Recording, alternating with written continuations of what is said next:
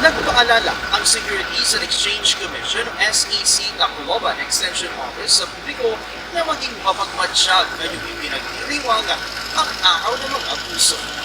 Muling nagpaalala ang mga otoridad sa publiko sa mga nagpapanggap na mahal ka pero sa bandang huli, lolokohin at iiwan ka ng walang-wala. Sa ilalim ng modus na ito, nakikipagkilala ang scammer sa biktima online at bumubuo ng romantikong relasyon sa loob ng ilang linggo o buwan. Kapag nakuha na ang tiwala ng biktima, saka ito hihingi ng pera. Kabilang sa mga karaniwang dahilan ang pagpapadala umano ng package na na-hold sa airport, emergency medical expenses, bayad sa visa o plane ticket papuntang Pilipinas o kaya'y investment opportunity. Madalas din silang gumagamit ng peking ID, edited photos at scripted messages. Ayon kay Jomer Perpenian, SEC Administrator 1 ng Securities and Exchange Commission, Tacloban Extension Office, mag-ingat sa pagpapadala ng ating personal na pera sa mga estranghero. Ang love scam ay isang modus ng mga kahina-hinalang tao na gustong magnakaw ng pera sa ibang tao sa pamamagitan ng social media. Ayon pa kay Perpignan, ngayong makabago na ang teknolohiya, isa sa mga gamit ng mga magnanakaw ay ang tinatawag na Artificial Intelligence o AI na ginagaya ang muka ng isang individual. Sa datos, umabot sa 123 reported love scam complaints ang naitala noong 2025 at nasa 18 romance-related incidents naman ang naitala bago ang araw ng mga puso ngayong taon.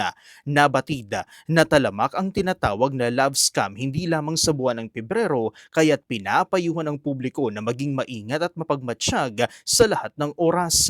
Iwasang magpadala ng mga larawan, video at kahit na personal na impormasyon dahil magagamit ang mga ito ng mga scammer upang magnakaw. Sabi nga namin sa SEC, check, protect, and report. If may mag-message po sa atin na nagpapanggap na mahal ka daw nila, first of all, check po muna kung totoong tao po ba ito, is legitimate na person.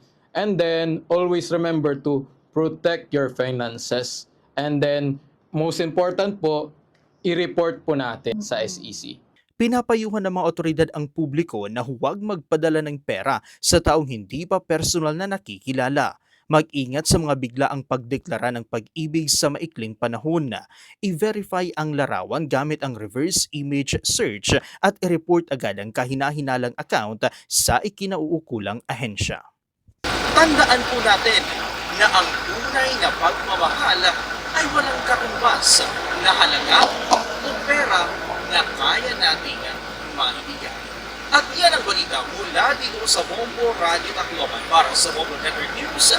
Ito si Bombo Max Montes and this is Bombo Radio Philippines, the #1 most trusted source of news and information. Basta Radyo Bombo!